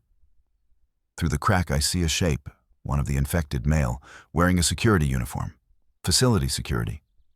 Probably someone I knew. He stands there, head cocked, listening. Can he sense me? Smell me? Or is he just wandering? I don't breathe, don't move. The pry bar's within reach, but if I have to fight, the noise will draw others. After 30 seconds that feel like hours, he moves on. His footsteps fade south. I wait another minute, then grab the cans and slip out the door. Back to the kayak, load them carefully. 3 trips back to the Kelsey, 3 cans of fuel. If each can holds 5 gallons, that's 15 gallons. The second wind's got way more. This might work. I paddle back to the Kelsey, tie up. Rowan helps me haul the cans aboard. Oh, got him, I say. Now I need to get to the second wind, drain her tanks, bring it back. That's a lot of trips in a kayak, and a lot of exposure time. I know, but it's safer than your fireworks plan. She doesn't argue. I'll keep watch. You see me wave, abort, and get back here fast. Deal. The paddle back to the second wind feels longer this time. I'm tired, muscles protesting. The sun's climbing toward noon, heat building. I need water, but can't spare time to stop and drink. The yacht appears ahead, exactly where I left her. I tie up alongside, climb aboard. In the engine compartment, I find the fuel lines, trace them to the tanks. There's a drain valve, small mercy. I start emptying the starboard tank into jerry cans, the fuel flowing thick and potent. It takes 20 minutes to fill the first 3 cans. And I load them into the kayak carefully. One mistake, and I'll spill fuel everywhere, maybe sink the kayak. Then I'm paddling back, arms screaming. The kayak riding low with the weight. Rowan's waiting. She helps me transfer the cans to the Kelsey's fuel tank, an awkward process involving a siphon hose and a lot of patience. While we work, she talks. I tried the radio yesterday. Coast Guard frequencies, emergency channels, even AM/FM. Nothing but static and automated warnings. Either everyone's gone or the infrastructure's down. Probably both. I've heard the same. What's your plan after we fuel up? Where do you want to go? North, Canadian Maritimes. Less population density, maybe less infection. You? Haven't decided. was just trying to survive day to day. On long-term planning seemed pointless. It's not pointless if we've got a real boat under us. We can cover ground, search for safe zones, maybe find other survivors. Or we find more of them. They're on the islands too. Tiller's got at least one who can talk, organize. If they've spread to all the islands, then we keep moving. Don't stay anywhere long enough to be found. It's a grim strategy, but sound. Keep moving. Stay ahead of the infection spread. Live another day. We finish transferring the first load. I make 2 more trips to the second wind, draining both tanks completely. By the 3rd trip, I'm exhausted, barely able to lift the paddle. But we've got maybe 40 gallons now, loaded into the Kelsey's tanks. Not full, but enough. That's it, I say, collapsing on the Kelsey's deck. The second wind's dry. Rowan's checking the fuel gauge. We're at half tanks. Could use more, but this'll get us maybe 300 miles if we're efficient. Then we find another port, refuel, keep going. She nods. I'm going to scuttle the second wind. Can't leave a perfectly good yacht for them to use. They don't use boats. Yet. They're learning, remember? Can't risk it. She's right. I watch as she kayaks over to the yacht, disappears below deck. 10 minutes later, she emerges, paddles back fast. 5 minutes after that, smoke starts pouring from the second wind's cabin. What did you do? Opened the fuel valve in the engine compartment, lit a flare, tossed it in. She'll burn then sink. Won't be anything left to salvage. We watch the yacht burn. Flames lick up the cabin, catch the fiberglass, spread to the deck. Black smoke billows into the clear sky, a signal flare visible for miles. And from the facility, movement. The infected, drawn by the smoke, stumbling toward the waterfront to sea. We need to leave, Rowan says. Now. The Kelsey's ready? As ready as she'll get. You know how to run a boat this size? I've run smaller. Together we'll figure it out. We move fast. Rowan starts the engines while I cast off lines. The Kelsey rumbles to life, twin diesels settling into a throaty growl. On shore, the infected are clustering at the water's edge, watching the burning yacht. 42 sets of empty eyes. Rowan backs us out of the slip, smooth and practiced, swings the bow toward open water, pushes the throttles forward. The Kelsey surges ahead, wake churning white. The facility shrinks behind us. The burning yacht, and the clustering infected, the dock stations where I hid and survived. All of it falling away into memory. Ahead, open ocean, islands scattered north and south, the mainland coast with its smoke and fire and ruin. And somewhere out there, maybe, safety, other survivors. A place to rebuild? Or just more running, more hiding, more survival? Either way, we're moving now. Not stuck, not trapped, not waiting to die. Where to? Rowan asks, hands steady on the wheel. I pull out the charts, spread them on the nav station, study the coast, the harbors, the depths. So many options, so many unknowns. North, I say finally. Like you said, less population, maybe cleaner. Canada? Eventually. But first let's check the coastal towns, see if anyone's still broadcasting, still alive. We owe it to them to at least look. She nods. Agreed.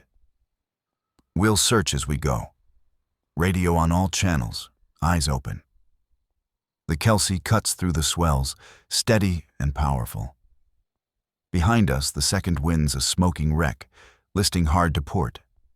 Ahead, the ocean stretches endless. We're 50 miles from the facility when the yacht finally sinks, disappearing beneath the waves with barely a ripple. I don't look back. We run north for 3 days. Stop at 5 towns along the coast, find them all the same. Empty streets, abandoned cars, buildings with doors hanging open. signs of hasty evacuation or violent end. No survivors, no broadcasts, just the infected, scattered and shambling. And once a group of them working together to push open a barricaded storefront. They're learning faster than we'd hoped. Each town we raid for supplies, fuel from gas stations, food from grocery stores, medical supplies from pharmacies. We work fast, a system developing. Rowan watches while I load, then we switch. Never both inside at the same time. Never stay longer than 20 minutes. At a marina in Pine Haven, we find another boat abandoned but intact.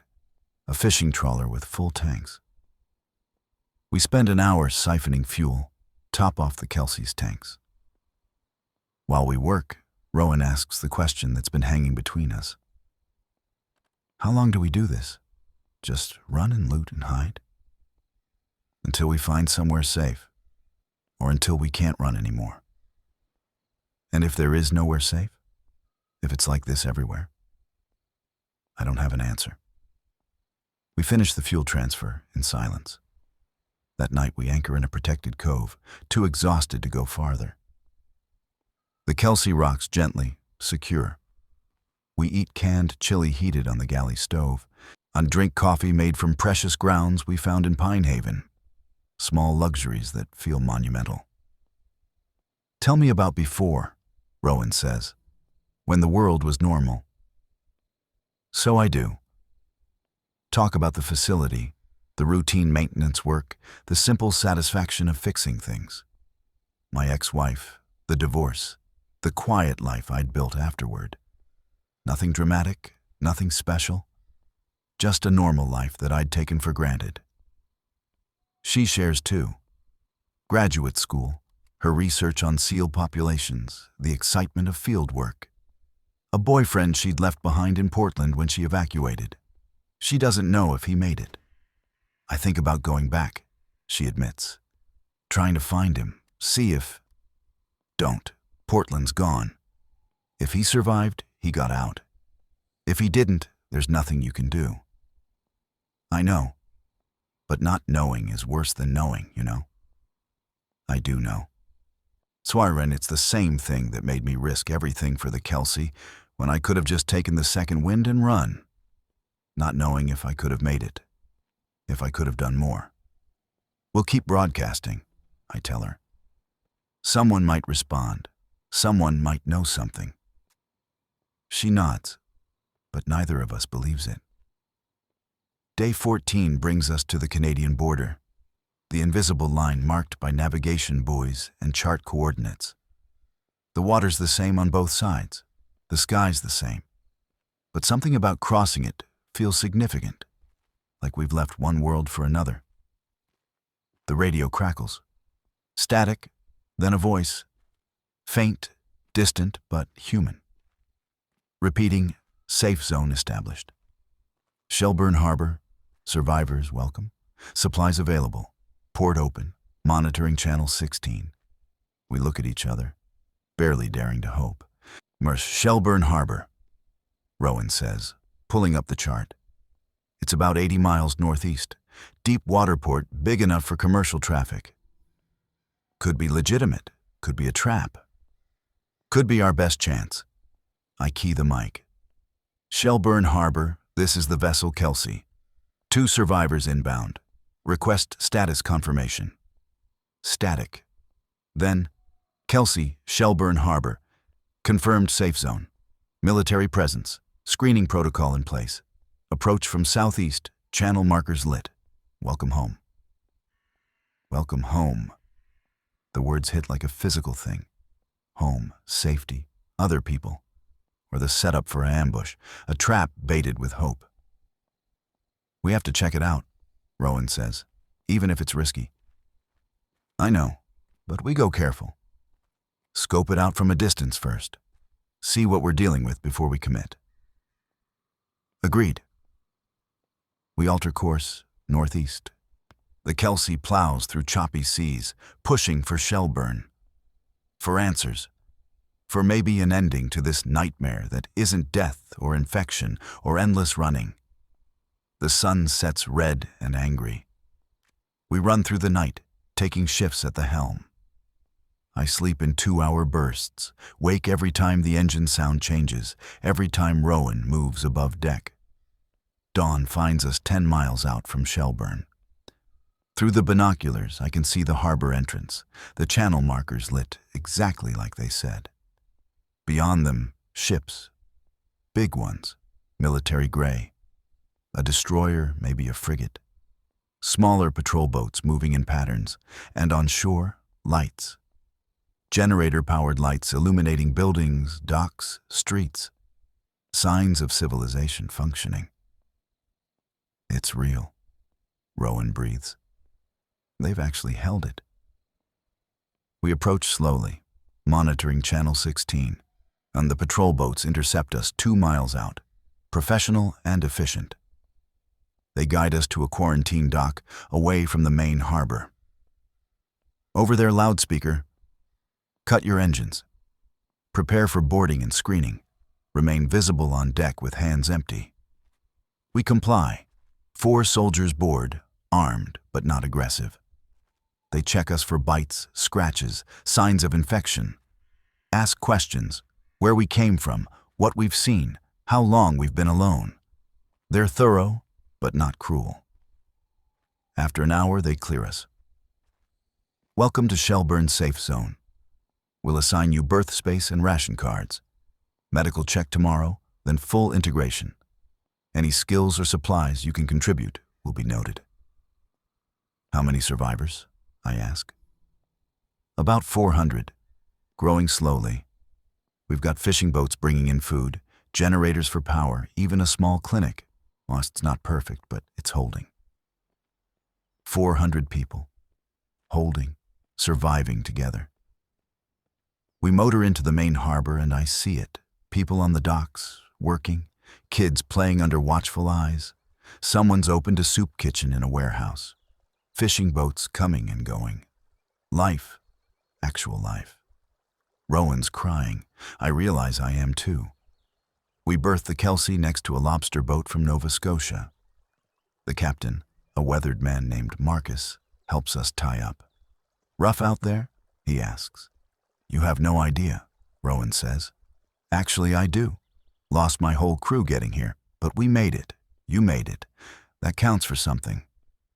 It does. It counts for everything. The first week in Shelburne feels like a dream. Hot showers. Real food from a communal kitchen.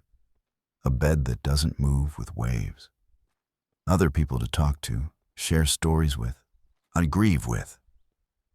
I volunteer for maintenance work. Fixing boats, repairing buildings, keeping the generators running. Rowan joins the fishing crews, using her marine biology knowledge to find the best grounds. We're useful, valued, part of something bigger than just survival. But it's not paradise. The infected probe the perimeter constantly. They've reached this far north, scattered but persistent. The military patrols keep them back, but everyone knows it's temporary. Eventually, they'll mass up, get organized, push through. The Safe Zone's leadership, a mix of military officers and civilian volunteers, is already planning the next evacuation. Farther north, to the really remote areas. The Labrador coast, maybe. Or west, inland, away from population centers. On the 14th night in Shelburne, I sit on the Kelsey's deck with Rowan, watching the sunset paint the harbor red and gold. "Think it'll last?" she asks. "The safe zone?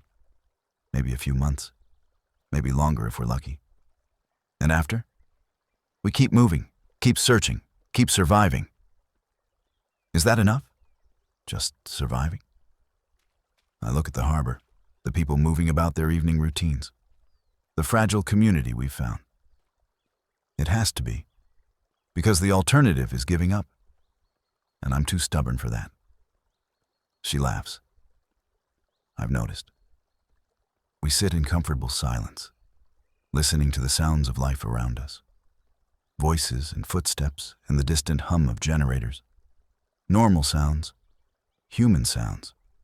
Somewhere out there, the infected are learning, organizing, spreading. The world we knew is gone and not coming back.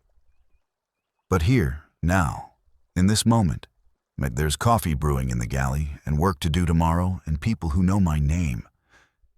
Here, now, there's something worth fighting for. And that's enough. That has to be enough. Word count approximately 30,000. The notebook sits on my bunk below deck. I pick it up, read through the entries from the beginning. The frightened man hiding in a dock shed feels like someone else. Someone from another life. Maybe he was. I turn to a fresh page. Write one final entry. Day 28. Shelburne safe zone. Found other survivors. Found hope. The infected are still out there, still spreading, still learning. But so are we. We're learning too. How to survive, how to rebuild, how to be human in a world that wants us gone. Tomorrow, Rowan and I are joining a scouting mission up the coast, looking for more survivors, more supplies, more safe places. It's dangerous, might not come back. But I'm not hiding anymore, not waiting for rescue. I'm choosing to fight, to search, to believe that somewhere out there is a future worth surviving for. My name is Dalton Vreeland. I'm a maintenance worker who learned to navigate an apocalypse. And I'm still here. That counts for something. I close the notebook. Tomorrow we sail again. Not running this time. Hunting. For survivors. For answers. For whatever comes next. The Kelsey rocks gently in her berth. Outside, Shelburne Harbor settles into night. And somewhere far out there in the dark, the ocean keeps its secrets, indifferent to our struggles, eternal and unchanging. But that's okay. The ocean doesn't need to care. We care enough for both of us. And we're still sailing. Thanks for watching, guys. Consider subscribing this channel. I will be back with another story.